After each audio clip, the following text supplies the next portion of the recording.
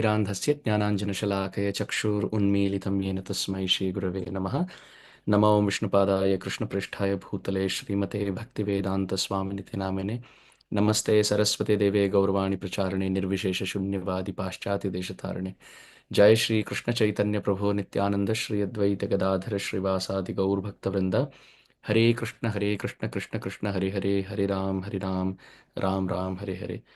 शृण्वतां स्वकथा कृष्ण पुण्यश्रवण कीर्तन हृद्यन्तस्तोय भद्राणि विधुनोति सुहृत्सताम्। नारायणं नमस्कृत्य नरं चैव नरोत्तमं देवीं सरस्वतीं व्यासं ततो जयमुदीरयेत्। वाञ्छाकल्पतरुभ्यश्च कृपा सिन्धुभ्य एव च पतितानां पावनेभ्यो वैष्णवेभ्यो नमो नमः। Welcome everyone. Hare Krishna. So we continue our study of the seventh canto of Srimad Bhagavatam. Last time we read up to text 8. So today we will continue from the text number 9. So this is Srimad Bhagavatam, Canto 7, Chapter 1, entitled The Supreme Lord is Equal to Everyone, text 9. Actually, 9, 10, 11, 12, they deal with the philosophical subject matter of how the Lord remains unbiased, how he is equal to everyone. So I will read the verse, the translation, and then we'll get to the explanation based on the purport of Srila Prabhupada. ज्योतिरादिरिवा भाति संघातान्न विविच्यते विदन्त्यात्मानमात्मस्थं मथित्वा कवयोऽन्ततः. Srila Prabhupada's translation. The all-pervading personality of Godhead exists within the heart of every living entity, and an expert thinker can perceive how he is present there to a large or small extent. Just as one can understand the supply of fire in wood, water in a water pot, or the sky within a pot, one can understand whether a living entity is a demon or a demigod by understanding that the living entity's devotional performances. A thoughtful man can understand how much a person is favored by the Supreme Lord by seeing his actions.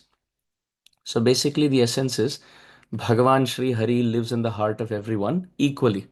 Samoham Sarva Bhuteshu. Krishna lives in everyone's heart. Krishna is found in all living beings. Krishna is found in every atom. Krishna is found in all directions, in all elements, in all species without any bias.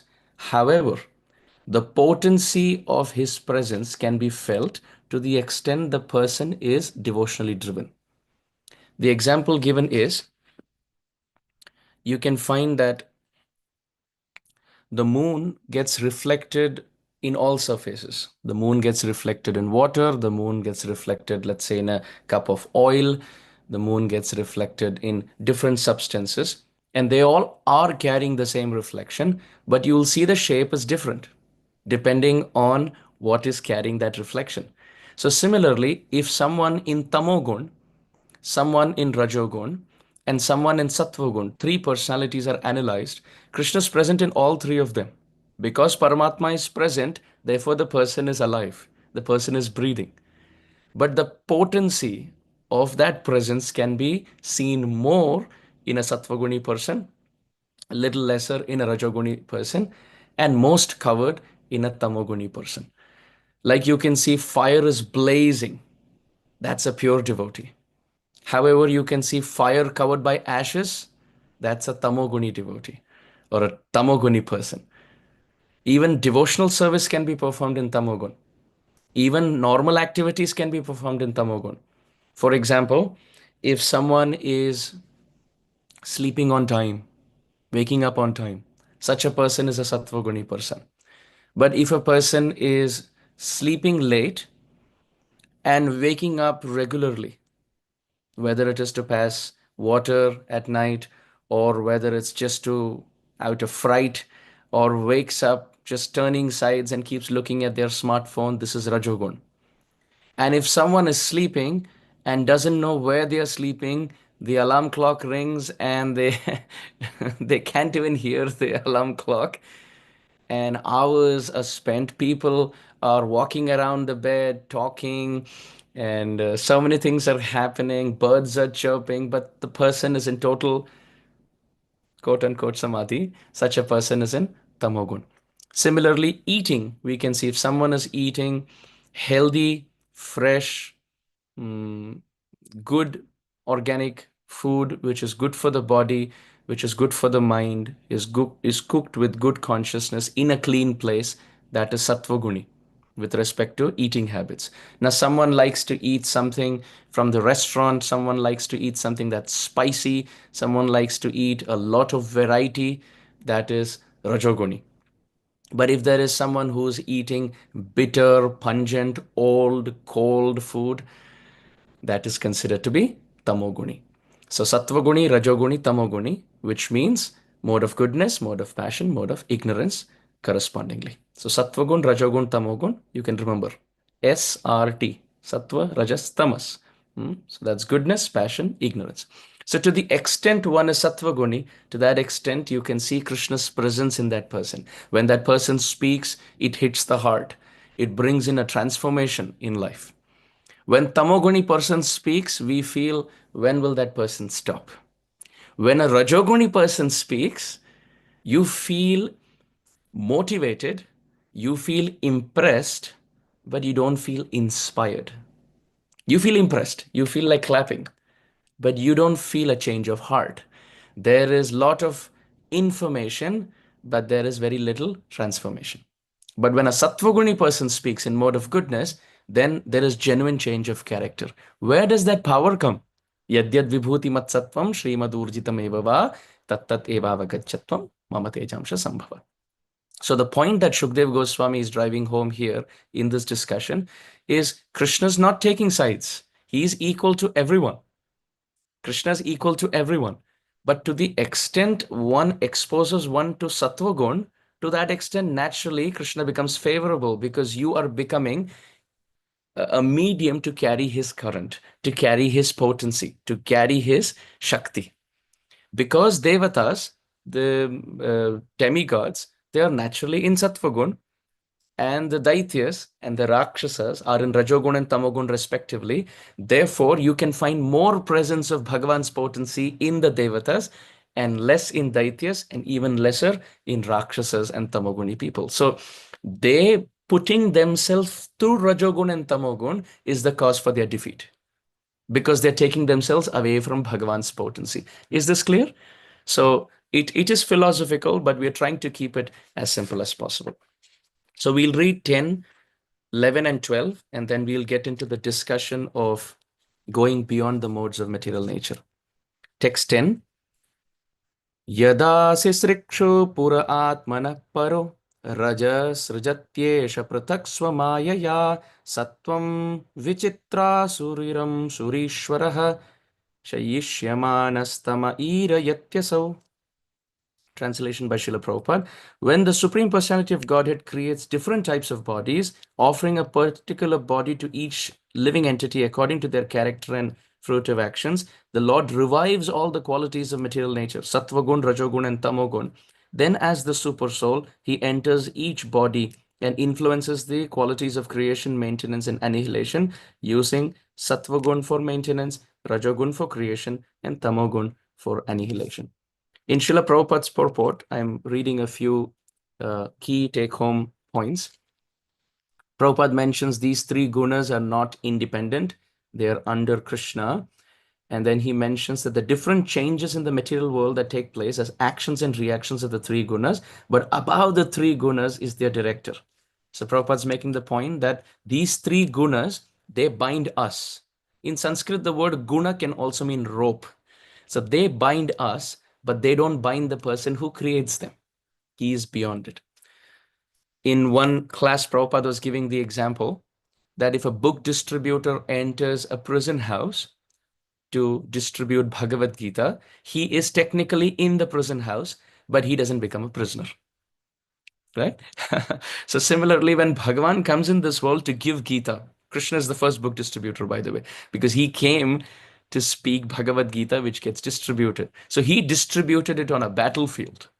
We have a tough time distributing books on the street. Prabhupada distributed the whole book on a battlefield. So when he enters this world, it's like a book distributor, a Gita speaker entering a jail. But by entering, although he is inside the jail, he doesn't become a prisoner. He remains the jailer.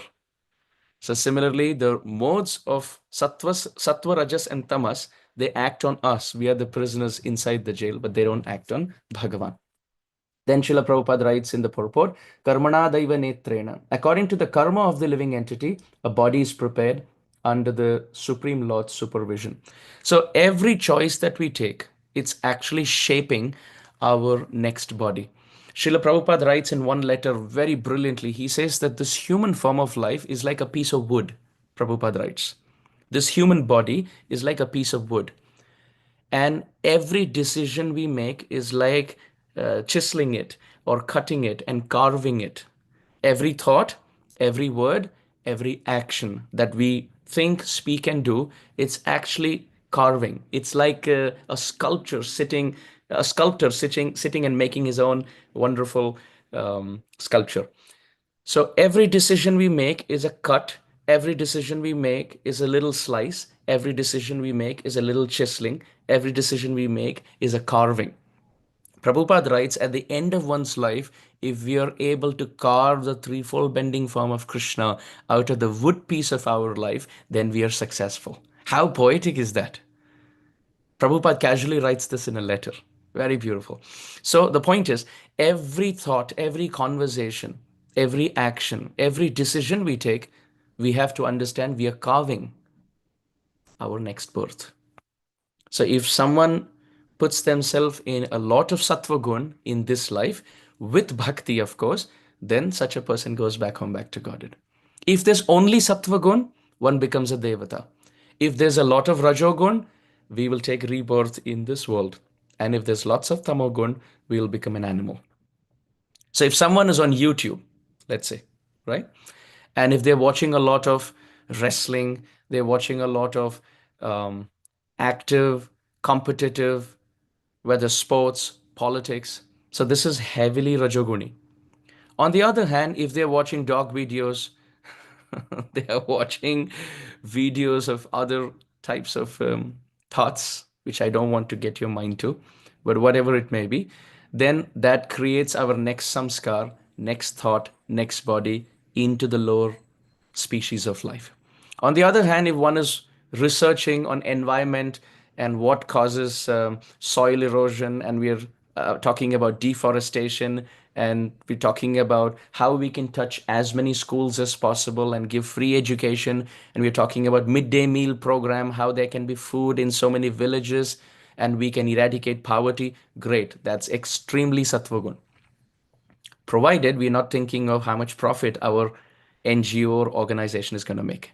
But on that same YouTube, if we are watching classes, we are chanting with devotees, let's say we are hearing Hari Katha, we seek inspiration, then such a person goes back home, back to Godhead, because you're taking that step of picking Vishuddha Sattva or pure goodness. So there are four things as we mentioned: Tamogun, Rajogun, Sattvagun, and Vishuddha Sattvagun, pure goodness. Even in chanting, for example, you're chanting japa, and if we are dozing off, this is tamoguni. But if we are sitting and we are chanting, but at the same time, we are on the other hand, we are looking at the phone or we are talking to people and we're distracted, it's heavily rajoguni. We are chanting, but we are focusing more on, as I'm chanting, I should have a straight back. As I'm chanting, I should breathe properly. My Rechak, Purak, and Kumbhak should be properly. There are devotees who do that too. Great if it helps your chanting. But if that's the only focus of yoga and asana and pranayam and meditation, it's sattva gun. But through chanting, if you're thinking Krishna is pleased when I chant his names, that is Vishuddha Sattva. So every action, every decision, every thought process, we have to self-analyze ourselves. Let's say clothes. If someone's wearing clothes which is extremely branded, expensive, costly, flashy, very well color coded, and we're thinking, okay, what kind of tie is going to go with what kind of suit and what kind of shoes? Not that we have to be clumsy, we have to be well dressed. Prabhupada once said, dress before you address, which means have good, proper clothes and proper, clean, washed clothes before you speak Hari Katha even. So, sure, but let's say if we take it too far and we have branded sunglasses and branded, whatever it may be, different bells and whistles that come with it. So that's extremely in the mode of passion. So even if we are doing good Krishna conscious programs in that mood, the mood is always how many people are observing, how many people are complimenting my the way I carry myself or the way I dress myself. On the other hand, if someone is skimpy and ill-clad with clothes, they are not wearing proper clothes, they are not dressing and covering their body enough, then that is considered to be tamogun. Srila Prabhupada once said in a morning walk conversation that there are so many trees here because they were human beings and they kept their body exposed. So Krishna naturally gave them the body where they don't have to wear clothes. So that is tamoguni. Although it may be extreme fashion or whatever it may be, we have to put ourselves in these four categories. So if the clothes are extremely flashy, then rajogun. If they are not proper and they're skimpy and ill-clad, then tamogun. If the clothes are clean, washed, fresh, and simple to cover our body and to keep culture and tradition. In traditional Vedic culture, men and women dressed in a way that the bodily shame is covered, of course, completely. And at the same time, when we interact with one another, the attention is not on one another. That's the type of clothing to wear. Because the purpose of meeting one another is to remind one another of the person who created us, not to remind one another of the person who created that brand of clothes. Hey, you look good. Or what kind of brand is this? What kind of shoes are these? If this is the type of conversation, then we have to dress properly. That's Vedic culture. So traditionally, if you see, there was no stitched clothes. People in India would have dhoti and they would have an angavastra. They wouldn't even have kurtas in olden times. It was just a uttariya, just an angavastra, plain cloth with dhoti, and Matajis also accordingly. But then with time, Rajogun and Tamogun set in, and then we have different clothes. If devotee clothes are worn without flashing, without attracting, sometimes it's seen that even through festivals, we wear clothes only to color code. We wear clothes only to see if the border of the dhoti is matching the border of the uttariya, which is matching with the border of the pocket on the kurta. If this is the thought on a festival day, then how could we think of Krishna? Correct? So, therefore, the statement here that Srila Prabhupada is making is that Karmana Daiva Netrena, according to the karma of the living entity, body is prepared under the Supreme Lord's supervision. The Lord gives direction as Paramatma, and again to destroy the body, he employs Tamogun. This is the way the living entity receives different types of bodies. So every decision that we make in Sattva, Rajas, and Tamas is actually preparing our next birth. So even on the path of bhakti, let's say if kirtan is performed and we are supposed to start our kirtan, let's say at 6:30 in the evening, and we are in there up to 7:30, that's tamogun. That's tamogun because we are not punctual. But let's say if we come on time, we start our kirtan at 6:30 and then we are Facebook Live or we're watching how many people are watching us. We're seeing how many hearts are given, how many likes, how many shares, how popular is my kirtan, what time in the kirtan mela is my kirtan slot. How many people are singing and dancing? Okay, 1 hour ago there were not so many people, but they all came for my kirtan and they're dancing and singing. And after I finished my kirtan, then there's nobody else in the temple, which means they actually came for my kirtan. If this is the thought process as we are playing the harmonium, then we are performing bhakti, but it is extremely in the mode of passion. If we come early, if 6:30 is when our service begins, we are punctual, we come 10 minutes early, we sit and we are sincerely singing. However, the thought process is, I like this melody. I like raga. I like Indian classical singing. So I like the three parts of this melody because it is composed in a rag which is dear to me.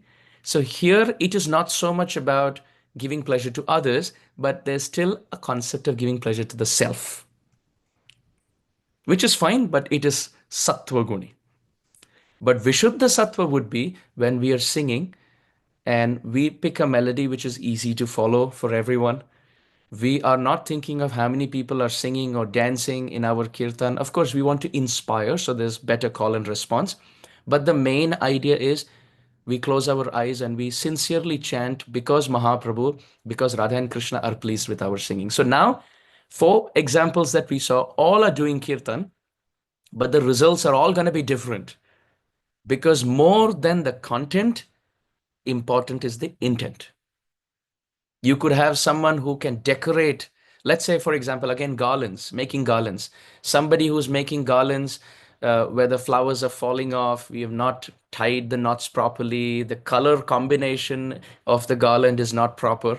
Such a person is lost. He is not doing his service properly.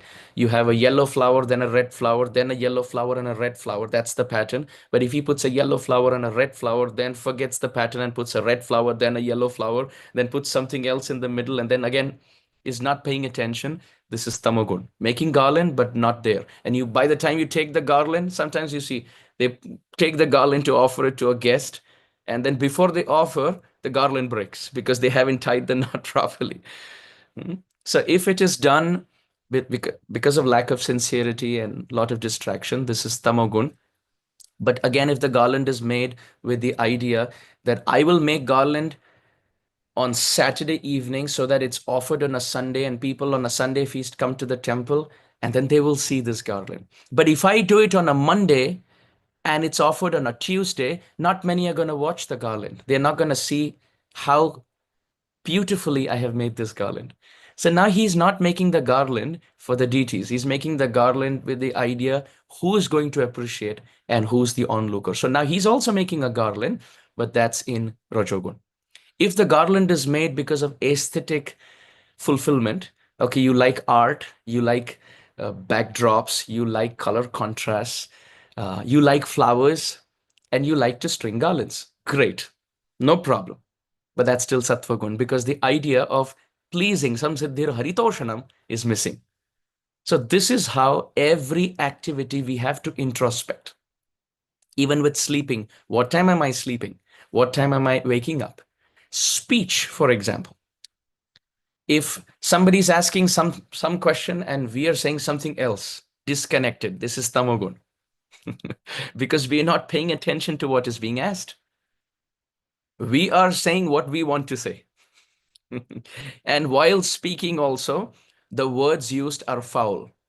Either swear words are used, or a lot of fillers are used, or the person goes astray and speaks on a tangent. What's asked and what has to be spoken is not connected. So this is called tamogun. Criticizing others, tamogun. But in a conversation, the person glorifies oneself, rajogun. Speaks too fast, rajogun. Tries to impress others by using words that they've just learned from a thesaurus or a dictionary, just to see, oh, my vocabulary is so wonderful. You have no idea what I'm saying. In the 12th canto, it is described in Kali Yuga, people would be considered scholarly if they use jargons or words which nobody's understanding. So they would say, wow, I don't understand what he said, but I think he said something wonderful. So if the idea is to impress others, then even that speech, which is spoken very fast, which is spoken in a argumentative manner, either in an elocution or a debate, just to defeat other ideas in an egocentric way, that is Rajogun. But if words are spoken succinctly, eloquently, lesser words, more meaning, more depth.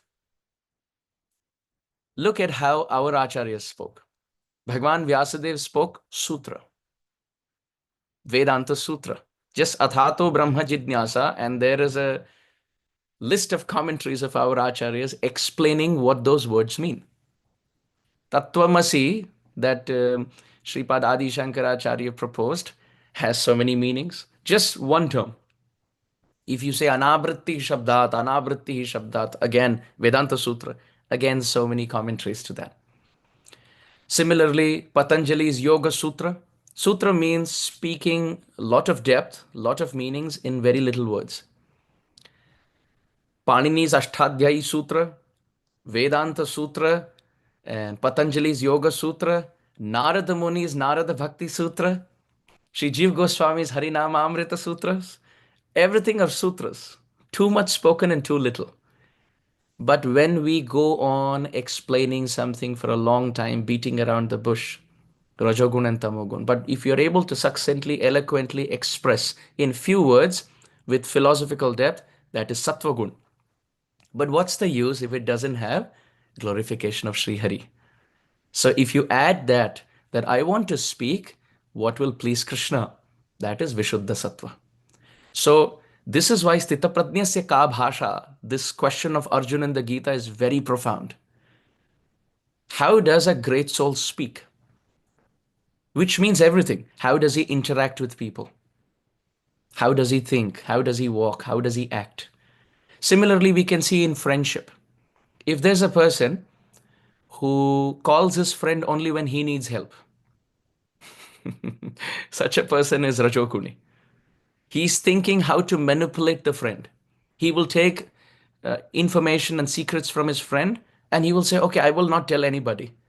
And 1 hour later, the whole world knows about it because he also gossips behind the back of the friend. This is Rajogun. Tamogun is no sense of responsibility in that friendship. The friend has done so much, we have to reciprocate, but this person is not even remembering how much the friend did for him. The friend fed him, the friend took care of him, the friend spoke nicely to him, the friend took him, drove him from one place to another. But when there is akritajna, kritajna means gratitude, akritajna means lack of gratitude because there's no memory of those interactions. This is highly tamoguni. He only takes, and forgets. That's it. He gets and forgets. Gets, and forgets. That's tamogun. Rajogun remembers. And he thinks, okay, now today you're telling me this, but do you remember 2 years ago when I said this to you, you did not agree? So tamogun will not remember details. Rajogun will remember only to compete. Sattvagun will give more than what he takes.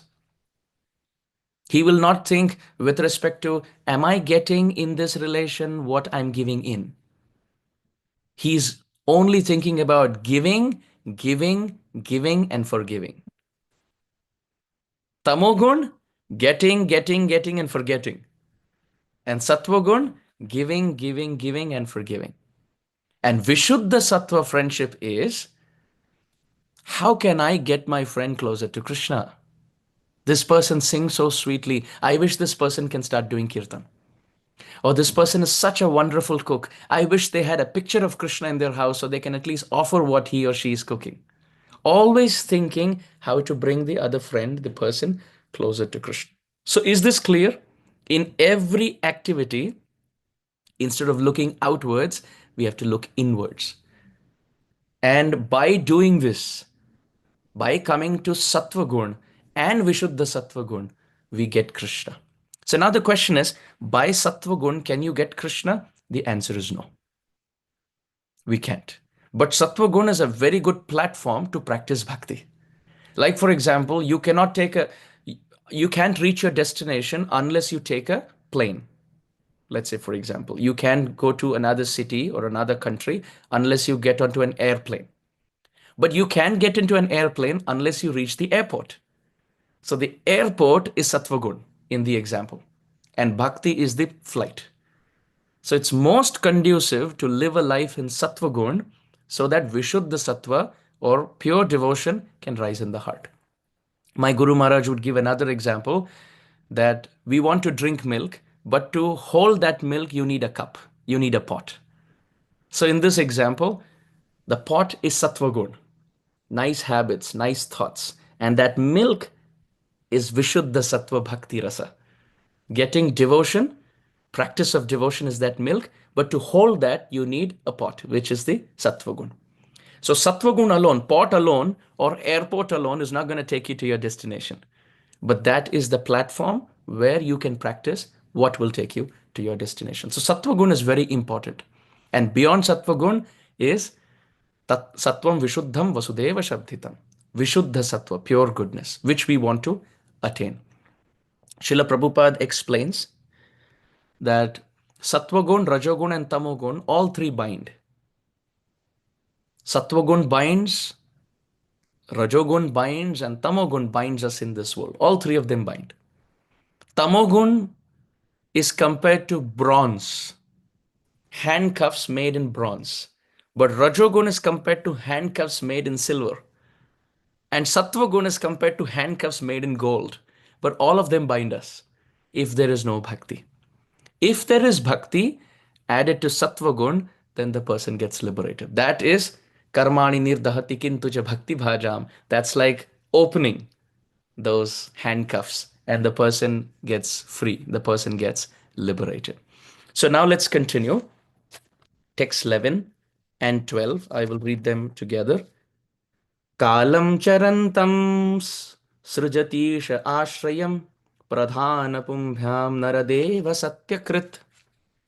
O great King, the Supreme Personality of Godhead, the controller of the material and spiritual energies, who is certainly the creator of the entire cosmos, creates the time factor to allow the material energy and the living entity to act within the limits of time. Thus, the Supreme Personality is never under the time factor nor under the material energy. So, just to keep in track of how Shukdev Goswami is answering the question, Parikshit Maharaj's main question is, why does God take sides? To which he's saying that he's not taking sides. Krishna doesn't take sides. It's like a judge.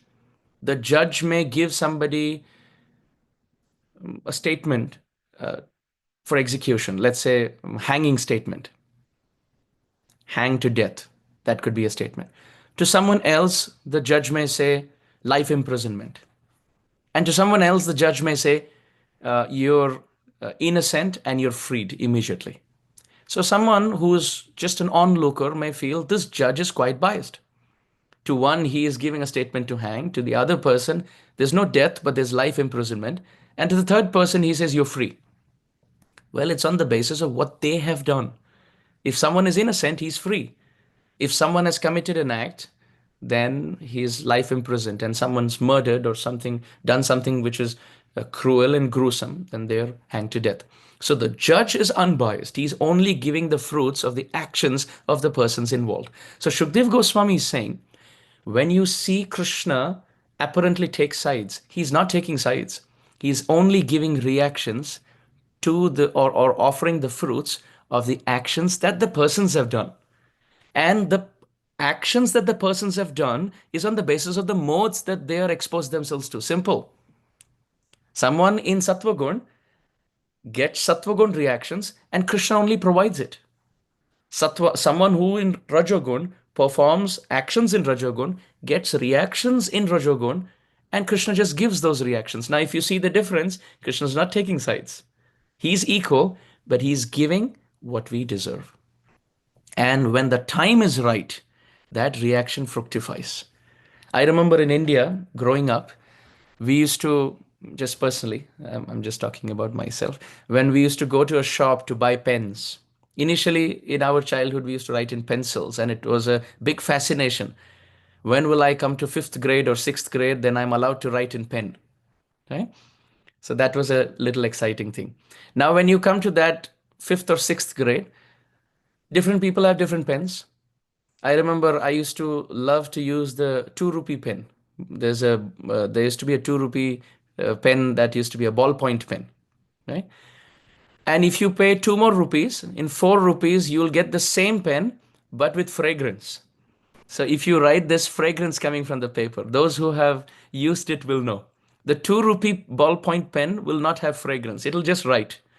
But if you pay another 2 rupees, then in 4 rupees, you will get fragrant pen, same ink.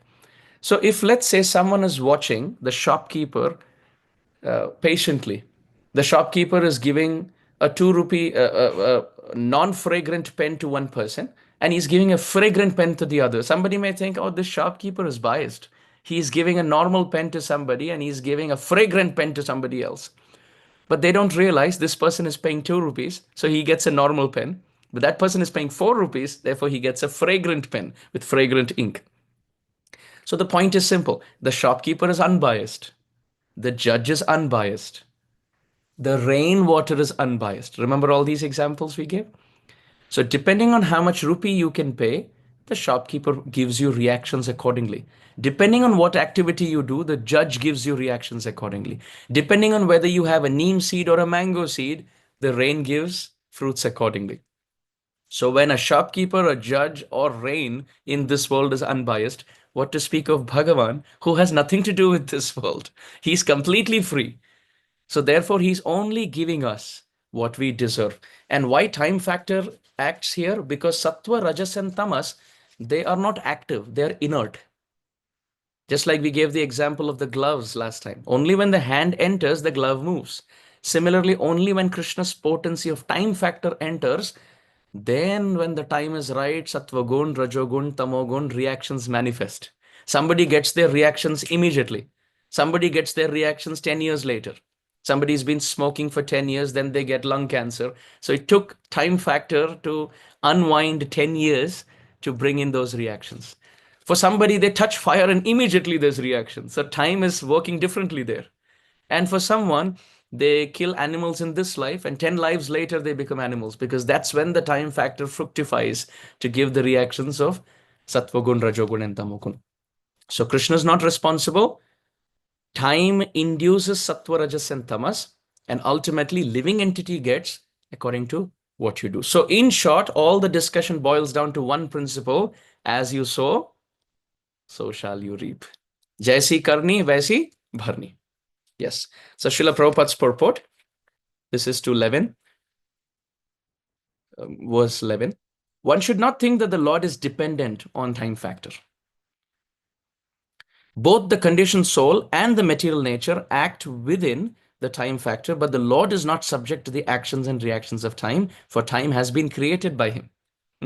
In Vrindavan, when Krishna wants summer, it is summer. When Krishna wants winter, it's winter. When Krishna wants it to rain, it rains. It's not that because it rains or because it's summer or because it's winter, Krishna has to perform things accordingly. It's by his desire that everything works. Since Krishna, the Supreme Personality of Godhead, is the controller of everything, when he appears, he is not within the limitations of material time. Janma karma chame divyam. This is so true. Think about this. When the sun rises, the example of the sun is very profound and the point will be very clear. When the sun rises from the eastern direction, actually the verse is very interesting in the Bhagavatam. Devakya Deva Rupinya Vishnu Sarva Guhashaya. Avir Asit Yatha Prachyam Dishindur Iva Pushkala. In the third chapter of the 10th canto, it is described Devakya Deva Rupinya. The Lord appeared from Devaki, who was Deva Rupini, who was most effulgent and full of all good qualities. Vishnu Sarva Guhashaya. This is talking about Vishnu appearing in the prison house in Mathura. So Devakya Devarupinya Vishnu Sarva Guhashaya. Vishnu, who lives in the heart of everyone, he appeared from Devaki. How did he appear?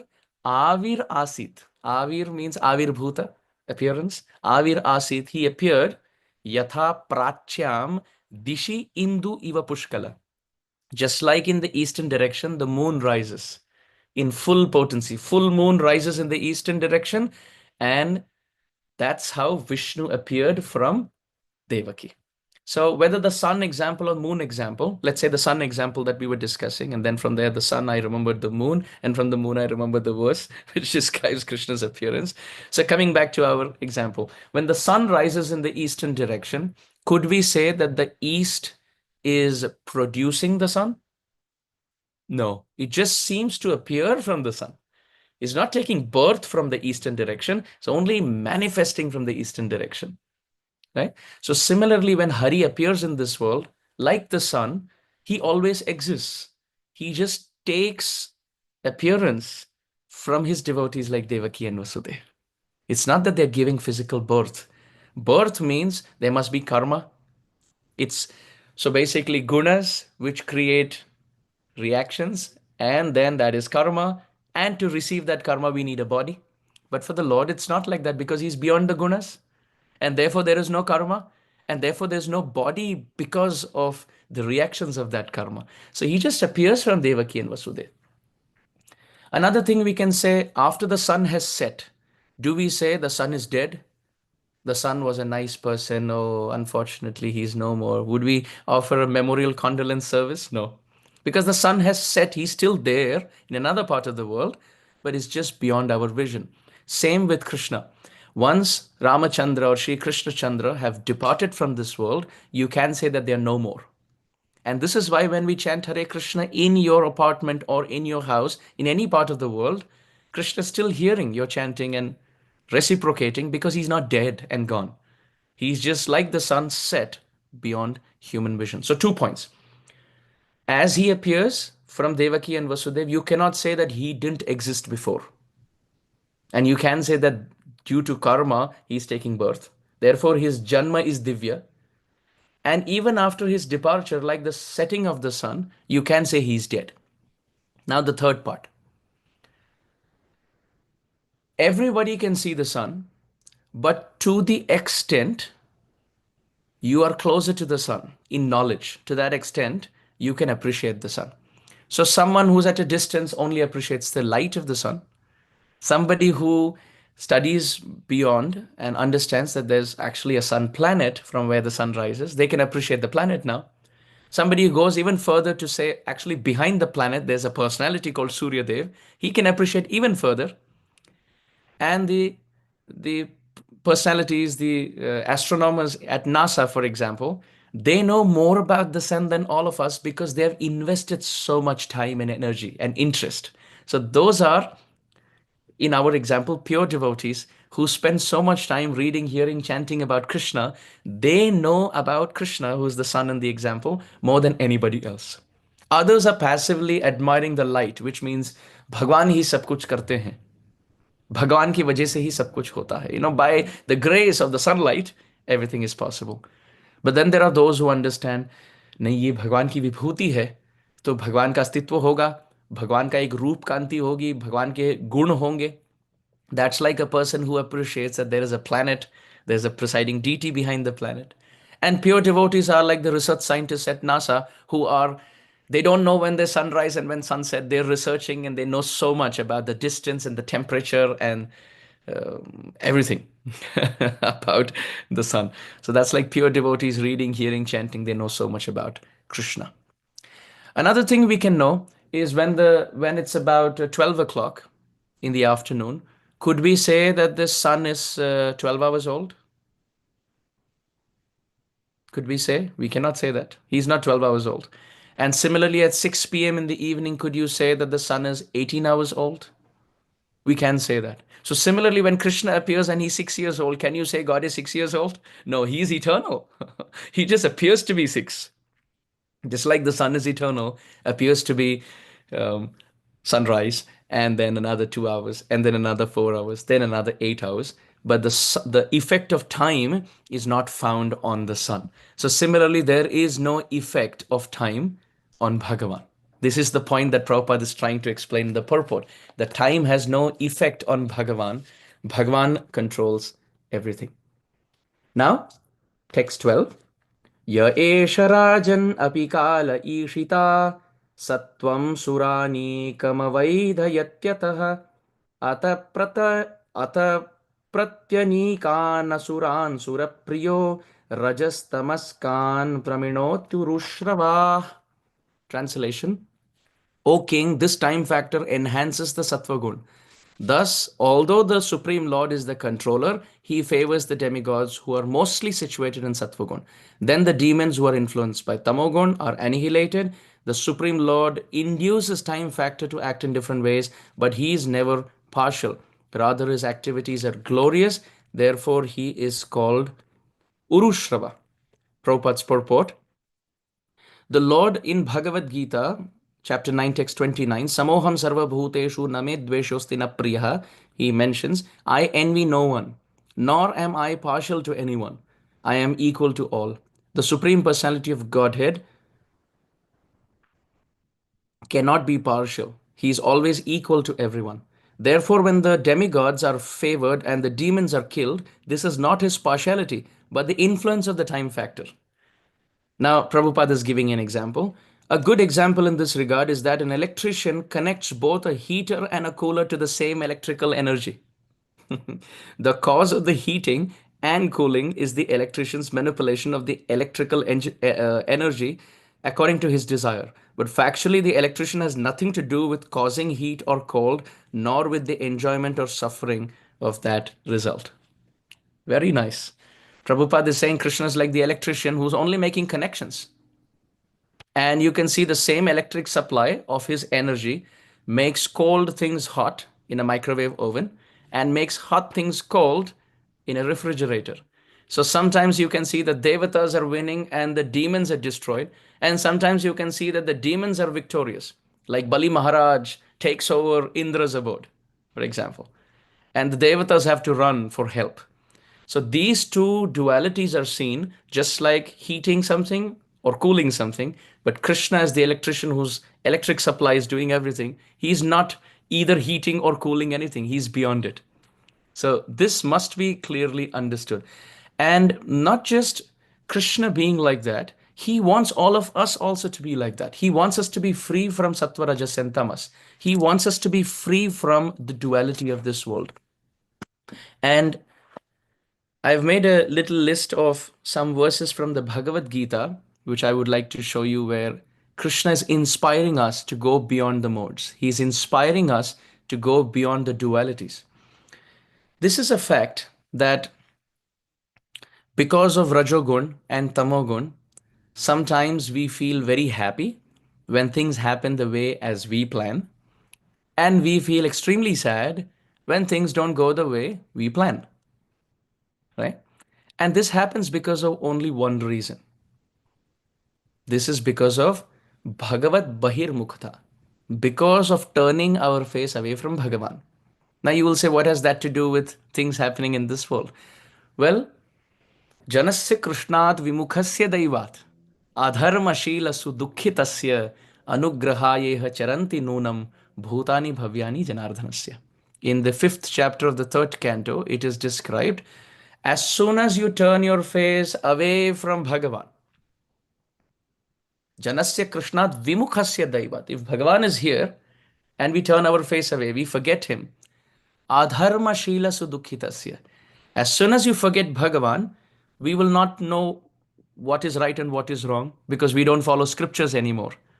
The simple example given is, let's say somebody is walking and they don't see glass pieces on the floor and accidentally they step on it and the feet starts to bleed. Now, what is the cause of that bleeding? We can say it is glass, right? But then beyond the glass, we can say it is our stepping on the glass. Then beyond that, we can say, well, we not being able to see that glass on the floor was the mistake. Because if we would have seen the glass, we would have avoided it. Then beyond that, we will say why we couldn't see the glass, because the lights were switched off. Because if the light was on, I could have seen the glass. If I could have seen the glass, I wouldn't have stepped on it. So the cause of the bleeding on the feet was darkness in the room. And why was there darkness in the room? Because the light was not switched on. Simple. Correct? So turning to Bhagavan is switching on the light. And turning away from Bhagavan is complete darkness. When there is darkness, there is avidya, there is confusion in life. When there is confusion in life, we step on glass, which means we take the wrong decisions, and then we suffer. So the cause of our suffering is not knowing what is right and what is wrong. And the cause of not knowing what is right and what is wrong is turning away from Bhagavan. Because we turn away from Bhagavan, we keep Shastra to the side, and we keep Shastra to the side, Jathamat Tathapat, then we do according to what is our thought. And then the mind tricks us, and then we take wrong decisions, and then we have reactions. So the best thing we can do is turn our face towards Krishna. And the best thing we can do to society is anugrahayeha charanti nunam bhutani bhavyani janardhanasya. Ya idam paramam guhyam madbhakteshu abhidasyati bhakti mai param kritva mame vaishyasya samshayam. Krishna says the best service in this world is spreading Krishna consciousness, speaking about Shastra to others, because we enlighten ourselves and we enlighten others by that. And if someone's turning their face away from Krishna and making mistakes, the best thing you can do is turn their face again towards Krishna. That's the best thing we could do, right? So when we don't follow Shastra, in the Bhagavad Gita, it is described Ichha. There is on one side, there is Ichha, Dvesha on the other side. Instead of having love for God and renunciation of this world, we use both those principles in this world. A living entity should love God, and the living entity should be away from this world because this world only gives suffering. There should be Vairagya in this world and Krishna Prem towards that world. But what we do, we use both those phenomena in this world. We use Prem or Ichha or love towards one person, which is called Ichha, and Vairagya or Dvesh towards the other person. This is called duality. We have material desires, and somebody who supports my thought, I befriend that person. That person becomes very dear to me. And somebody who doesn't like my thought process, we keep away from them and we say that person is my enemy. And because of this constant picking and choosing, what is my team, what is not my team, we continue to remain in this world. So the best way is to turn our face towards Krishna, thoughts towards Krishna, words towards Krishna, action towards Krishna, and be equal to everyone in this world. And this is what Krishna has said time and again. So I'll show you a few verses.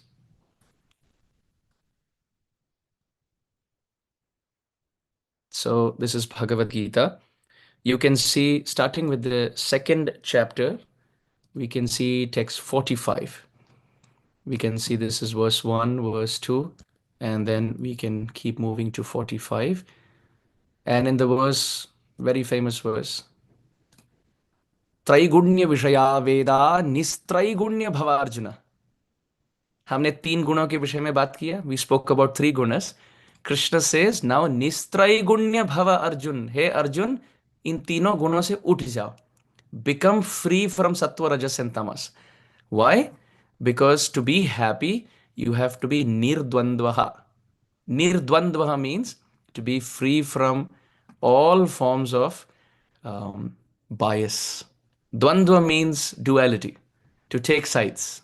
So you can see here, Prabhupada translates nirdvandva as without duality, without ichha and without dvesha, without taking sides. So Krishna says this, that, O Arjuna, become transcendental to these three modes and be free from all duality and from all anxiety.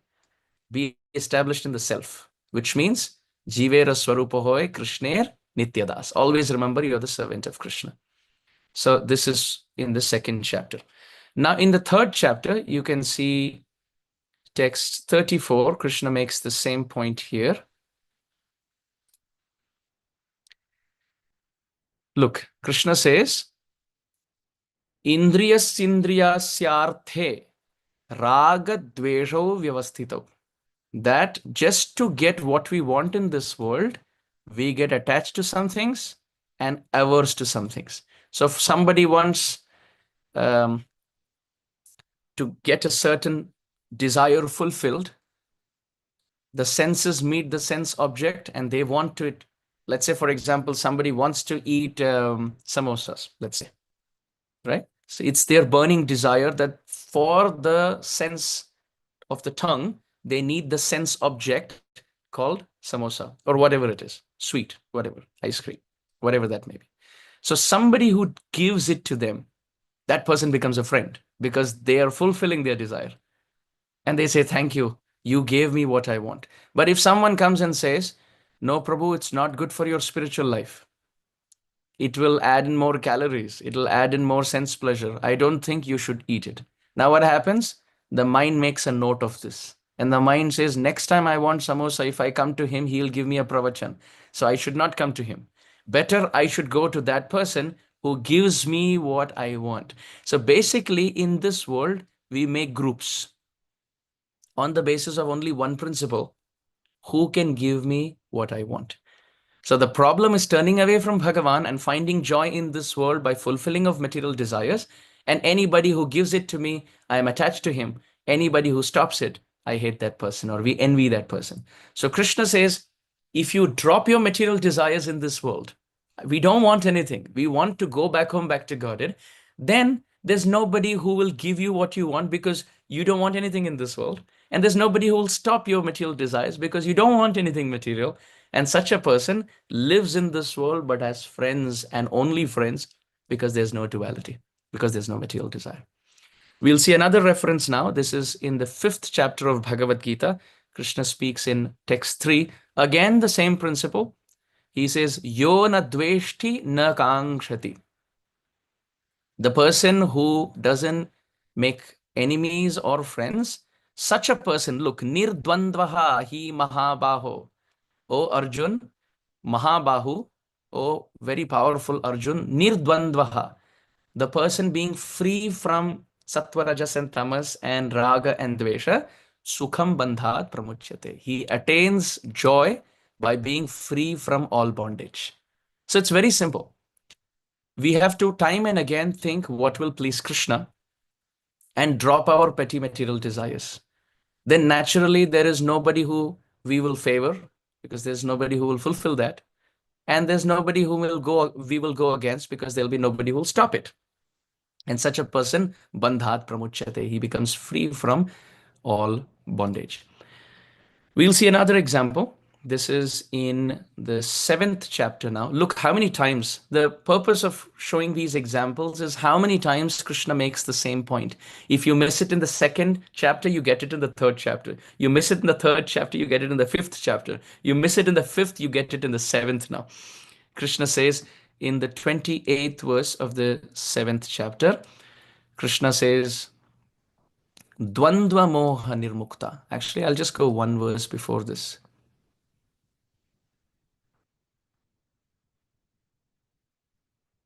27. Yeah. Look what Krishna says. This is the point where Krishna is saying something very scary. He says, Ichha dvesha samuthena dvandva mohena bharata sarva bhutani sammoham sarge yanti parantapa. So Bharata means he who's in Bharat Vamsha, that is Arjun.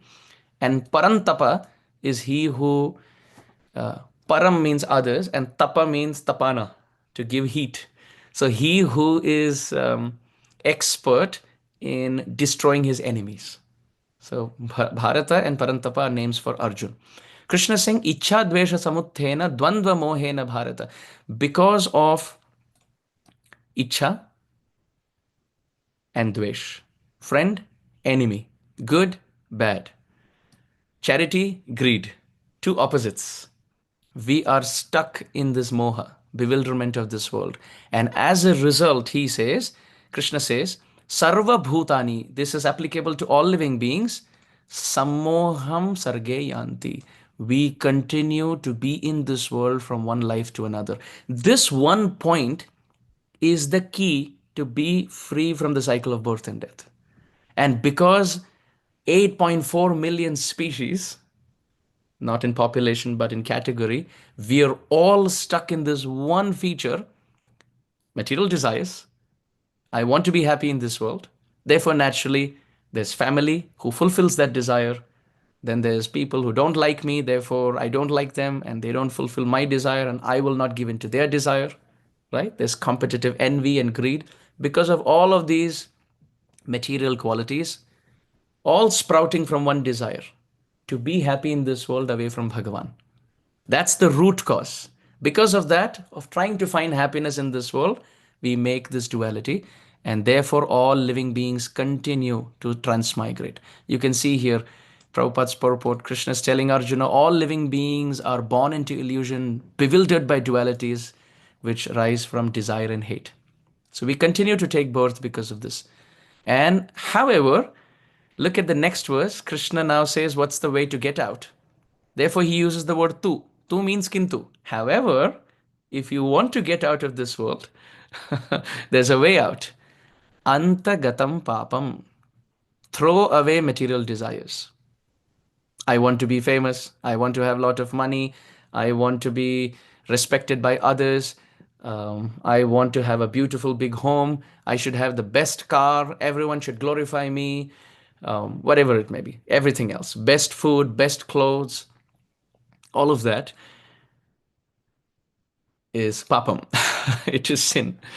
The only thing that we have to develop in our life is, in this life I want to attain Krishna. That's all. If that is there, all the papa leaves the heart and one becomes punya karmanam. Such a person becomes very saintly. And dvandva moha nirmukta. Such a person is free from the duality. Bhajante mam dridhavrata. And he does bhajan with great dridhata. So if you see that today the chanting is good, tomorrow the chanting is not good, third day you feel like chanting more, next 5 days you don't feel like chanting, that is because there's a lot of pap in the heart. And that pap rises because there's lack of desire to attain Bhagavan. And naturally we are stuck in dvandva of fulfilling material desires, and therefore there is no desire to do bhajan. Right? One last example for tonight. Chapter 15 Bhagavad Gita, in text 5, you can see Krishna says, very famous verse, very famous verse. Krishna says how we should be. Nirmana moha jitasanga dosha adhyatma nitya vinivritta kama dvandvair vimukta sukha dukkha sanyair gacchantya muda padam avyayam tat. Krishna has given a pathway. He says, padam avyayam tat. Be intelligent. Don't be a mudha, be a mudha, somebody who's not a fool. And gachanti, go back home, back to Godhead. How can you do that? Dvandvair vimukta, by being free from taking sides. And sukha dukkha sanyai, don't sukhaya dukkha mokshaya. Don't in this world try to be happy. Instead, vinivritta kamaha, throw away all your material desires. Krishna is telling all of us. And adhyatma nitya, study spiritual knowledge, be fixed in bhakti. And nirmana, don't expect any respect from others. Moha, don't try to be in an illusory place in this world. Sangha dosha, be free from bad association. Be free from all of this and perform only one task in life, one desire in life, that is to attain Bhagavan. When Prabhupada was in New Vrindavan, one final story for today. When Prabhupada was in New Vrindavan, one reporter asked Srila Prabhupada, if we all belong to Bhagavan, then why is Maya so strong to keep us in this world? And Prabhupada said, Maya is not strong, your desire to attain Krishna is weak.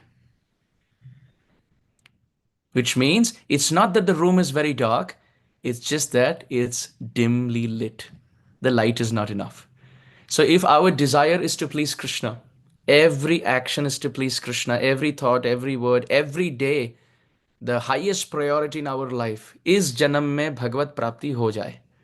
हे प्रभु आपके चरणों में भक्ति जागृत हो. ओ Krishna, at your lotus feet may I attain अखंडिता निश्चला भक्तिरस्तु. May I attain unwavering, unflickering, pure devotional service at your lotus feet. To the extent this desire is strong, to that extent there is no desire, material desires in this world, because you want to go there. You don't want to make a little castle here, right? And to the extent you don't want material desires in this world, nobody can be your friend, because friends in this world fulfill each other's material desires. You scratch my back and I scratch yours. So there is no enemy and there is no friend. We Padma Patram Ivam Bhasa. It's like someone, let's say you have a bag and someone comes to snatch that bag. So to the extent you hold that bag and the person snatches it, there is resistance and there is pain. But imagine you take your bag and you're ready. Somebody who wants to take it, you're ready to give it to him. Before they snatch, you're ready to push it in their hands. Correct? So there is no pain. So the point is, our material desires are like this. We are holding it on like a bag. And they don't get fulfilled at the time of death. Our body is ripped. Soul is taken out of the body. So that resistance causes pain. But when one doesn't want to be in this world, one wants to go back to Radha and Krishna and not fulfill material desires. When death comes, old age comes, or reversals come, we say, no problem. Krishna, you are so kind. Krishna bada dayamay, kari vare jiva jai. You are very kind. You're teaching me every day through happiness and distress. You're only bringing me closer to you.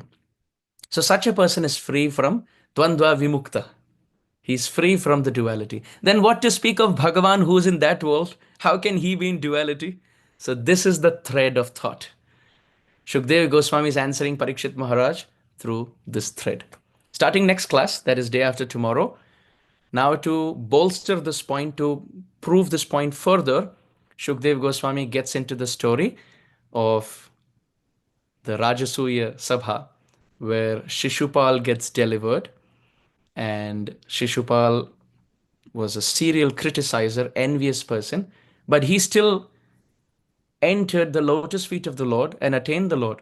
So this creates some questions in the mind of Maharaj Yudhishthir, and he asks Narada Muni, how is it that this person was so envious and Bhagavan still took his side? So you see, first the question is, why does he take sides with Devatas? Now the question is, why does he take sides with personalities like Shishupal or personalities like Putana, Ahobakiyam Stana Kalakutam? So this is to prove that only his Kripa Shakti, his mercy potency, drips out of his heart.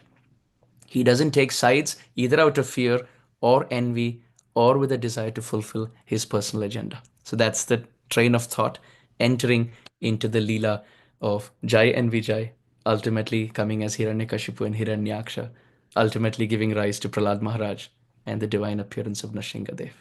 We can't wait. So we'll see all of you day after tomorrow, same time, same place, in our beautiful Zoom temple.